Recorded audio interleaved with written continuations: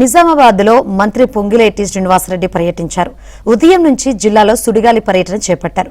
నాగారం కాలనీలో ఇంద్రమ్మ ఇళ్ల కోసం స్థలాన్ని పరిశీలించారు. అనంతరం పాముల బస్తీలో ఇంద్రమ్మ ఇళ్లను పరిశీలించి లబ్ధిదారులతో మాట్లాడారు. అర్హులైన వారందరికీ ఇంద్రమ్మ ఇళ్లు ఇస్తామని మంత్రి పొంగిలేటి అన్నారు.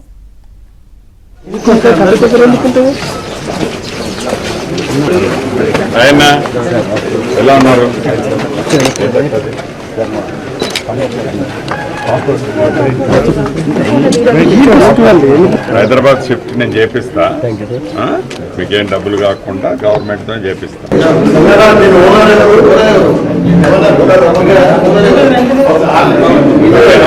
ఇప్పుడు ఇంటే నేను ఇబ్బంది అని చెప్పింది.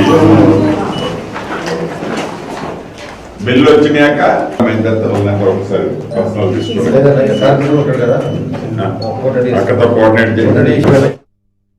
బోర్డర్స్ ఏంటి? ఇక్కడ వరకు గవర్నమెంట్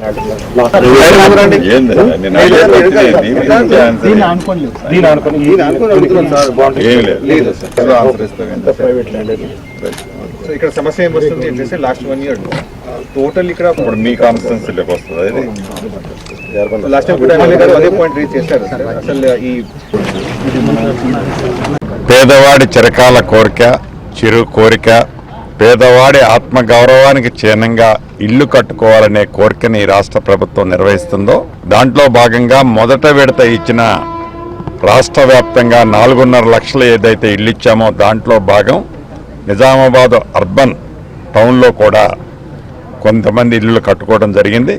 ఉదయం స్థానిక శాసనసభ్యులు, కార్పొరేటర్లు, అదే రకంగా గౌరవ జిల్లా కలెక్టర్ గారు, సిపి గారు, ఇంకా పార్టీ ముఖ్య నాయకులు, డిసిసి అధ్యక్షులు, మిగతా నాయకులు, వారితో పాటు పట్టణ ప్రాంతంలో ఉండే నిరుపేదలందరం కలిసి సుమారు ఒక 6-7 ఇళ్ళు కంప్లీట్ అయినాయి. ఒక 3-4 ఫినిష్డ్ స్టేజ్లో ఉన్నాయి. ఒక 3-4 ఇళ్ళు కూడా ప్రత్యక్షంగా చూడటం జరిగింది. సుమారు 400 ఇళ్ళు ఈరోజు ఇస్తూ మిగిలిన ఒక 350-400 హౌజెస్ కూడా రాబోయే కొద్ది రోజుల్లోనే వితిన్ 10 days లోపు అర్హులందరికీ ఇచ్చి ఆ బ్యాలెన్స్ వర్క్లు, మౌలిక వసతులకు కానీ ఇళ్లకు సంబంధించిన బ్యాలెన్స్ వర్క్ కానీ కంప్లీట్ చేసే విధంగా ఇప్పటికే హౌసింగ్ బోర్డు డిపార్ట్మెంటు వాటి మీద నిర్ణయాలు తీసుకోవడం జరిగింది.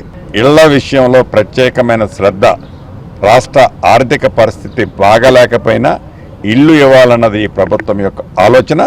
ఇల్లు ఇచ్చి తీరతాము. రెండో విడత కూడా 2.5 లక్షల ఇల్లు ఇచ్చాం.